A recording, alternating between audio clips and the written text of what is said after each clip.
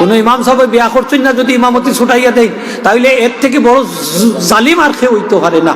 হ্যাঁ, চকুর পানি ফেলাইয়া ইমাম সাহেবকে বিদায় নেন মসজিদ থাকি, অথচ হ্যাঁ এই ইমামতি করিয়া তার জীবন নির্বাহ করেন, বৃদ্ধ মা বাপরে তাই লালন পালন করেন, ঠিক কিনা দেখো ভরণ পোষণ।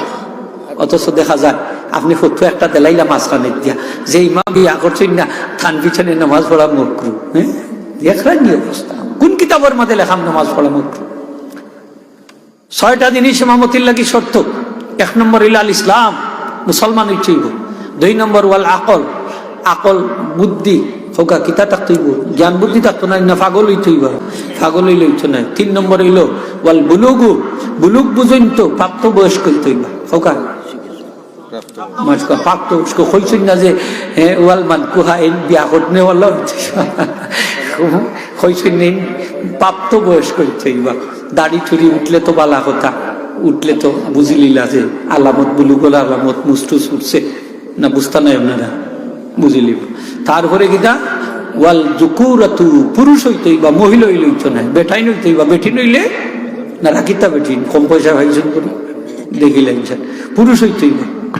আর 5 নম্বর হইল ওয়াল কেরাতু, কেরাত শুদ্ধ হইছে কিতা হোকা কেরাত। তাহলে স্কুল কলেজ ভার্সিটি পড়লে এই নিয়মতি করতে পারতা নাই, যদি কেরাত শুদ্ধ হয় হোকা ফারবা, হোকা আরো জোরে পারবা। দেখুন যান বলি মাস্টার বেটার ভিতরে নামাজ পড়তাম, ওখানে মাসলা হচ্ছে তা দৌড়াই না যান। মাস্টার বেটা যদি কোরআন হাদিসে বিশেষজ্ঞ হইতে তার পিছনে নামাজ পড়তে আপত্তি কোথায়, ঠিক না? না, যদি তার সুন্নতি লেবাস পরিধান করে তো তার যদি সুন্নত মোতাবেক দাড়ি থাকে তো অসুবিধা কোন জায়গাতে আপনার? হাসানাই নি হোক পড়তে হবে।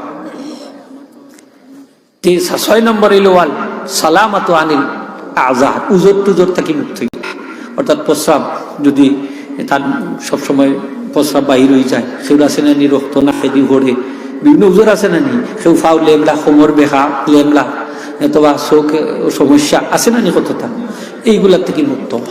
তাইলে 6টা জিনিস লাগে হোকা আরো জোরে মনে থাকবো তো ইনশাল্লাহ। তাইলে যে বিয়া করছেন না তার ইমামতি থেকে বাইরে করে দিবানি, আর আরো জোরে হোকা দিবানি, দেন না যা, এটা ঠিক না হোকা, ঠিক আরো জোরে হওয়া ঠিক।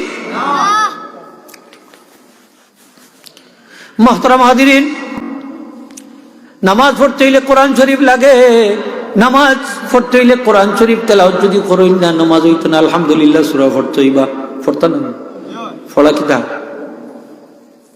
আর হইতা নেই, ওয়াজিব হোকাতে পড়া কিতা, আর কেরাত পড়া ফরজ হোকা, কেরাত পড়া ফরজ। আপনি আলহামদুলিল্লাহ সূরা যদি বলে পড়ইন না তাহলে 100 সিজদা দিবা, 100 সিজদা হোক, সহু সিজদা, 100 সিজদা নাই, সহু সিজদা, বুলোর সিজদা, মনে রাখবেন জান মশলা। এখন যদি ইচ্ছা করিয়া পড়ইন না নমাজ ধরাইছই, আর কেরাত যদি পড়ইন না তাহলে ফরজ তো কই গেছে নাই নি মাসলা জানিলেও, বলে যদি কেরাত পড়ইন না তাহলে আপনি 100 সিজদা দিবা, বলে ফরজ নু ছাড়ি দিলা নমাজ হইছে না। মশলা বেশি খবরদার শক্ত মশলা দিন না জানাবার। এটা হইল সূরা মিলানি হইল ওয়াজিব হোকা, সূরা মিলানি ওয়াজিব, এই ওয়াজিব তোর কইছি এলাই 100 সিজদা দিলে নামাজ হইব। আলহামদুলিল্লাহ হোকা, বলে তো আমার ফরজ গেল কই, বলে 114 সূরার মধ্যে আলহামদুলিল্লাহ সূরা নাইনি না, ওটা বাদ দিয়ে 114 সূরা আলহামদুলিল্লাহ হোকা। এটা তো 114 সূরার ভিতরে নাইনি, ভিতরে নাইনি হোকা, জুড়ে হোকা ভিতরে নাইনি, তাইলে তো আমার ফরজ হয়ে গেছে আলহামদুলিল্লাহ হোকা, এলে নমাজ হইব নি না হইতো না হইব। এটা মাসলা একটা ফাঁকে দিয়ে ইচ্ছা কি একটা মাসলা কইলিলাম, আপনারা না আছে আল্লাহ মাফ করে দিচ্ছেন। 3টা ব্যবসা কোনো লস নাই। 1 নম্বর হইল কোরআন শরীফ তেলাওয়াত হোকা সুবহানাল্লাহ, প্রতি অক্ষরে কয় নাকি 10 নাকি, আপনি বুঝা পড়ুক আর না বুঝা পড়ুক। ইমাম মাহমুদ বিন হাম্বল রহমতে আল্লাহ পাকের দিদার নসিব হইছে, সুবহানাল্লাহ হইতেন, আল্লাহ পাকের দিদার তার নসিব হইগুলো আল্লাহর প্রশ্ন করবেন, ইয়া রাব্বাল আলামিন আমার একটা আমল বাতাই দেওয়া যে আমলটা করলে আপনার নৈকট্য লাভ করতাম পারি। আল্লাহ কইন ইমাম আহমদ তুমি যদি কোরআন শরীফ তেলাওয়াত করো তাইলে আমার নৈকট্য লাভ করতে পারবে। তাই কইলা বুঝা পড়লে না বুঝা পড়লে, অর্থ সহ না অর্থ ছাড়া? আল্লাহ কইলা অর্থ সহ অর্থ ছাড়া, বুঝা পড়ুক আর না বুঝা পড়ুক তেলাওয়াত করলে আমি আল্লাহর নৈকট্য লাভ করি। আল্লাহর নৈকট্য লাভ করার অন্যতম মাধ্যম হইল কোরআন শরীফ তেলাওয়াত। যত বেশি তেলাওয়াত করবা তত বেশি লাভ। প্রতিটা অক্ষরের 10 নেকি, 10 না, আল্লাহ লিওয়াফিয়াহুম উজুরাহুম, আমি পরিপূর্ণ নেকি দিব, 10টা দিব ঠিক, 9টাও দিতাম না, 8টাও দিতাম না, 10টার 10টা হইবা। ওয়ায়াজিদাহুম মিন ফাদলিহি, আর আমি আল্লাহ যদি অনুগ্রহ করি চাই 10-এ 70, 70-এ 700, একটা হরফের নেকি। একটা আওয়াজে হোক সুবহানাল্লাহ। এই যে আমরা কোরআন শরীফ তেলাওয়াতে লাভ হইছে না লস হইছে? লাভগুলো আমি দেখাই দিয়েছি। আমার নবীজি ফরমাইন আলিফ লাম মিম, আমি তিনটারে এক হরফ বলি না, আলিফ এক হরফ, লাম এক হরফ, মিম এক হরফ। আমার উম্মতে যদি আলিফ লাম মিম 3টা হরফ তেলাওয়াত করে 30টা নেকি তার আমল নামাত আল্লাহ দান করে দিবা। একবার কইল আলিফ লাম মিম, আসেন সূরা বাকারার শুরুতে যে পড়েন, আমরাও পড়ি, আমরা তো আর পড়তাম, সময়ও নাই, কয় পড়তাম। হাসানাইনি ওখানে তেলাওয়াত তো নাই। দিলের মরিচিকা দূর করতে হইলে অন্যতম ঔষধ হইল কোরআন শরীফ তেলাওয়াত হোক। আমরা দিল জঙ্গার লাগে না, কলব জঙ্গার পড়েনি না, পড়ে না, পড়েনি।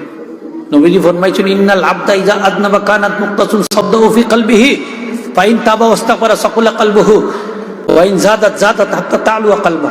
আমার নবীজি ফরমাইন আমার উম্মতে যখন গুনাহ করে সাথে সাথে তার কলবের মধ্যে একটা খালা দাগ পড়ে। যখন গুনার সংখ্যা খালি বাড়াইতে থাকে তখন দাগের সংখ্যাও বাড়তে থাকে। যখনই তওবা করে ইস্তেগফার করে এক একটা দাগ মিটে যায়। দাগ আমরা কলবর দাগ ইতাম ছুটাইতাম, চাইনি না, চাই না, চাই। তওবা করলে ইস্তেগফার করলে একবার পড়ুক আস্তাগফিরুল্লাহল আযীম ওয়া আতুবু ইলাইহি, হোক আস্তাগফিরুল্লাহল আযীম ওয়া আতুবু ইলাইহি, এক একটা করে দাগ কিন্তু মিটতে থাকে। সুবহানাল্লাহ। 3 বার রাত্রে ঘুমাইবার সময় পড়িলাই যায় আস্তাগফিরুল্লাহল আযীম ওয়া আতুবু ইলাইহি, আস্তাগফিরুল্লাহল আযীম ওয়া আতুবু ইলাইহি, আস্তাগফিরুল্লাহল আযীম ওয়া আতুবু ইলাইহি। সারা দিন যত গুনাহ হইছে আপনার আমার দ্বারা সব আল্লাহ মাফ করে দিবেন। কিন্তু মাসুম অবস্থায় মারা যায়। সুবহানাল্লাহ। আচ্ছা, আমরা মউত গুনাহ অবস্থা হইতো না, গুনাহ মুক্ত অবস্থা হইতো, চাইনি না, চাই না। আমার নবীজি ফরমায় তোমার মউত যদি ইসলামের উপরে হইতো চাও তাহলে তুমি এই দোয়াটা পড়িয়া ঘুমাইবা। বুখারী শরীফের হাদিস 7588 নম্বর হাদিস, বুখারী শরীফের হাদিস। পারলে মুখস্থ করিলেন যার দোয়াটা, আল্লাহুম্মা আসলামতু নাফসি ইলাইক ওয়া ওয়াজ্জাহতু ওয়াজহি ইলাইক ওয়া ফাওয়াদতু আমরি ইলাইক ওয়া আলজাতু যহরি ইলাইক রাগবাতান ওয়া রাহবাতান ইলাইক লা মালজা ওয়া লা মানজা মিনকা ইল্লা ইলাইক আমানতু বিকিতাবিকাল্লাযী আনজালতা ওয়া বিনাবিয়িকাল্লাযী আরসালতা। কতখান পর্যন্ত দোয়া ছিল। যে এই দোয়া পড়িয়া ঘুমাইলে তুমি যদি ইজা মুত্তা ফি হাযিহিল লাইলাত, যদি তুমি এই রাত্রে মরি যাও, এই রাত্রে যদি তুমি মারা যাও, মুত্তা আলাল ফিতরাতে, তুমি ধর্মের উপরে ইসলামের উপরে তাইকা তোমার মওত হয়ে যাবে। ওয়াইন আসবাহতা, আর যদি মওত হয় না, আল্লাহ তোমারে সকালবেলা সহি সালিম ভাবে উঠায়, ঘুম থেকে জাগ্রত করে, আসাবতা আজরা, তুমি বিশাল পুরস্কার লইয়া তুমি ঘুম থেকে উঠবা, গুনামুক্ত অবস্থায় ঘুম থেকে উঠবা। জোরে হোক সুবহানাল্লাহ। দোয়া পড়ার লাভ নি না লাভ নাই? লাভ আছে তো, দোয়া বেশি করে পড়ুন যান, বাচ্চা ধরে শিখাই জানি তার দোয়াগুলা জরুরি দোয়া। আমার নবীজি গুলা দোয়াগুলো পড়তাম। হাজিরিনে কেরাম, কোরআন শরীফের 3টা সূরা আছে রাত্রি বেলা পড়িয়া ঘুমাইলে। কয়টা সূরা? ফোকাস সূরা ইখলাস, সূরা ফালাক, সূরা নাস। সূরা ইখলাস একবার, সূরা ফালাক একবার, সূরা নাস একবার পড়িয়া হাতু তালুত ফু দিবা, মাথাতে গিয়ে পাবন্ত মাসে করবা। আবার 3টা সূরা পড়িয়া ফু দিবা, মাসে করবা। আবার 3টা সূরা পড়িয়া ফু দিবা, মাসে করবা। আমার নবী যে এই আমল খুঁজে ঘুমাইতা, আমরা যদি আমলটা পড়িয়া ঘুমাই লাভ কিতা? লাভ হইল আপনার কেউ জাদু করতে পারতো না, কেউ বান মারতে পারতো না, জিন ইনসানে আপনার কোনো ক্ষতি করতে পারতো না। সারা রাত আপনি ঘুম থাকি উঠবা, কোনো ক্ষতি আপনার হইতো না। শরীর 20 বেদনা 12টা আছে, 3টা সূরা পড়িয়া ঘুমাই যান, ইনশাআল্লাহ আল্লাহ শিফা দান করে দিবা। সকালবেলা 3 বার পড়ুন, যদি কুল হু আল্লাহ সূরা 3 বার, ফালাক 3 বার, নাস 3 বার, সকালে 3 বার, সন্ধ্যাবেলা 3 বার যদি পড়েন, আবু দাউদ শরীফের হাদিস, আমার নবীজি ফরমায় আমার উম্মতের জিন ইনসানে কোনো ক্ষতি করতে পারছে না। 3টা সূরা সহজ নাই নি খোকা খোকা, কুল হুয়াল্লাহ, ফালাক, নাস। কুল হুয়াল্লাহ কইয়া কি আমরা সূরা ইখলাস রে কুল হুয়াল্লাহ মনে থাকবো তো ইনশাআল্লাহ। আয়াতুল কুরসি পড়িয়া ঘুমাইন যান, 70,000 ফেরেশতা আপনারে আমারে পাহারা দিবা। সুবহানাল্লাহ। আয়াতুল কুরসি পড়িয়া ঘুমাইলে শয়তানে ওয়াসওয়াসা দিত না, স্বপ্ন দোষ হইতো না। সুবহানাল্লাহ। আপনার ঘরে সুর ঢুকতো না, আগুন লাগতো না। সুবহানাল্লাহ। জিন ইনসানে কোনো ক্ষতি করতে পারতো না। আয়াতুল কুরসি অত দামি সূরা, বেশি করে পড়িয়া ঘুমাইন যান, নবীজির দিদার নসিব হইছে। আয়াতুল কুরসির আমল বড় মূল্যবান। ফারুক যদি বাচ্চান তোর আয়াতুল কুরসিটা শিখাই যান, লাভই বলি হোক, তো লাভই বলি। মরার বাদে কিন্তু আমরা ব্যস্ত যাইতাম, চাইনি না, চাই না। আচ্ছা কবরও গেলে কবরের সোয়ালোর জবাব দিতাম, ফারতাম না নি, উত্তর দিতাম না নি ইনশাল্লাহ। আজকে একটা আমল হইয়া যাই, আর কোরআন শরীফের আমল। ই আমল করলে মুনকার নেকির ফেরেশতা আপনার কবরের কোনো সোয়াল করতো না, আপনি বিনা ইন্টারভিউতে পাস। সোয়ালও করতে না, জবাব দেওয়াও হৌকাতে। সুবহানাল্লাহটা জোরে খাওয়া যায় না, পয়সা দেওয়া লাগবো নি। এক সুবহানাল্লাহ 100 টাকা 200 টাকা। এবার জোরে হোক আল্লাহর বসতে সুবহানাল্লাহ। এই আমলটা আমরা জানা দরকার আছে নি না নাই? আমার নবীজি ফরমাইন, আমার উম্মতে যদি এশা প্রতি রাত্রে এশার বাদে পড়লেও বালা, প্রতি রাত্রে যদি এই সূরাটা পাঠ করেন, তেলাওয়াত করেন, তাহলে আমার উম্মতর কবর ও মুনকার নেকির ফেরেশতায় কোনো সওয়াল করতে না। নবীজি ফরমাইন, আমি চাই আমার উম্মতের প্রত্যেকের হৃদয়ে যেন এই সূরাটা অঙ্কিত থাকে। সবে মুখস্থ করতাম। নবীজি বলছেন, আমি চাই আমার যত উম্মত আছে প্রত্যেক উম্মতের হৃদয়ের মধ্যে যেন এই সূরাটা সংরক্ষিত থাকে। সুবহানাল্লাহ। আজকে থেকে চেষ্টা করবা, ও তালামিজের ভাই সকল অনুরোধ করলাম, ও সূরাটা আজকে থেকে মুখস্থ করার চেষ্টা করবা। চেষ্টা করলে ইনশাল্লাহ আপনারা পারবা। সেদিন নেটের মাঝে দেখলাম, পত্রিকার দেখলাম, 90 বছরের এক বৃদ্ধ মানুষ কোরআন শরীফের হাবিচ্ছা বইছে।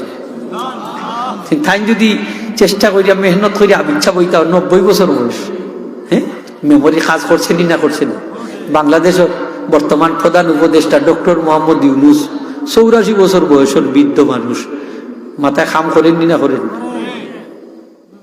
এনার্জি আছে না নাই?